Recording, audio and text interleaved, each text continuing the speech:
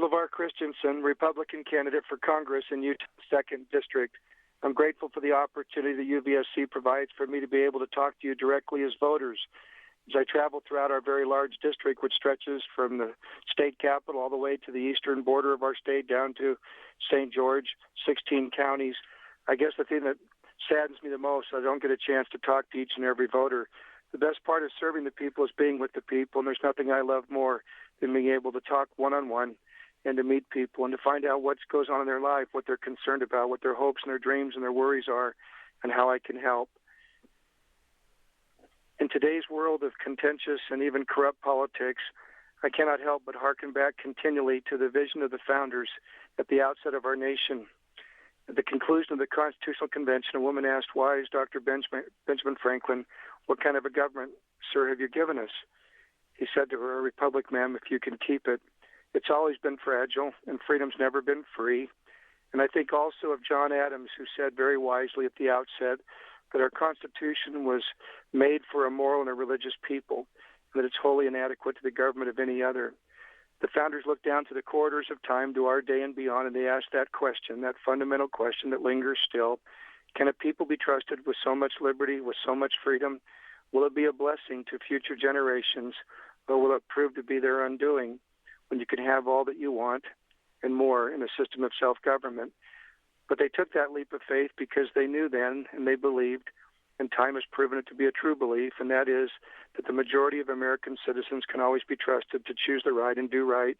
So every election is a question anew: who are the majority and what will they do?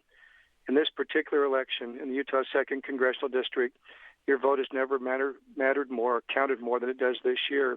The Democrats in Washington expect to take majority control of Congress in this election. If we allow that to happen, what will it mean for you, for Utah, and for America? It will mean pulling out of Iraq and abandoning that fragile new democracy and all that we've worked for, to terrorists, to leave that region, to Iran, who I believe is the new Russia, who's an ominous threat to the world with their nuclear capabilities and their militant ideologies. At the same time, it means no new domestic oil. The Democrats in Washington, with their extreme environmental agenda, has repeatedly blocked our ability to drill for oil in Alaska, where we know that we can get 1 million barrels a day for over 30 years and create another million new jobs. We haven't been able to build new oil refineries because of extreme environmental laws as well. Those regulations cause us to have to try to produce more with half as many refineries just to keep up.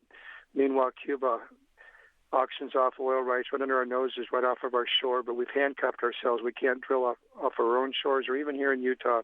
It's no wonder then that we have such high gas prices, but more importantly, we're increasingly dependent upon foreign sources for our oil. We also will have higher taxes under Democrat control in Washington. When the terrorists attacked the World Trade Center, they sought to bring our economy, which is the envy of the world, to its knees. But what we found is that we lowered taxes. We lowered taxes immediately in the spirit of Ronald Reagan, who proved long ago that when you lighten the tax burden and give people the maximum incentive to hope, to work, to save, to invest, and to dream, the revenues go up. They go up naturally with freedom having been reaffirmed. But now these tax cuts will be allowed to expire in 2010. And so the economy that's been so strong since 9/11 because of those tax cuts is in jeopardy. But on the social and moral issues of our time, that's where the Republican difference is especially pronounced. I serve as a member of the Utah House of Representatives. As a state legislator, I authored, sponsored, and passed Amendment 3, Utah's constitutional amendment on marriage, affirming marriage as a legal union between a man and a woman and prohibiting same-sex marriage in our Constitution to give it lasting protection of that important principle. I never thought in my lifetime or anyone's lifetime we would need such legislation, but such are the times we live in.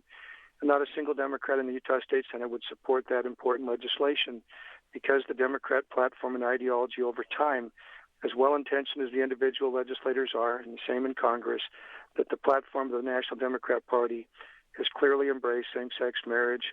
They've embraced strong stands in support of abortion and countless other issues that undermine our moral heritage. How so in a nation that continues to believe in God we trust? A nation, a grateful nation after World War II that came home and added the words under God to the Pledge of Allegiance. But 60 years later, we have liberal judges such as San Diego trying to tell us that we have to take down war memorials that have crosses that remind us of our dependence upon divine providence as espoused in our Declaration of Independence. I stand for a strong, moral, and prosperous America. I've not been timid in the legislature. I will not just go along to get along in Congress. You can count on me to be strong in defense of a strong, moral, and prosperous America. I ask for your vote on November 7th, telling you that America needs Utah in so many ways and like never before. America needs Utah to elect a Republican leader who will not turn control of Congress over to the Democrats in Washington, led by Nancy Pelosi of San Francisco. That's their chosen leader. And our Democrat incumbent has made it very clear he's voted for her before. He will do so again. He will set in motion a liberal agenda that does not put Utah first. I ask for your support on November 7th. Thank you very, very much, and I wish you the very best.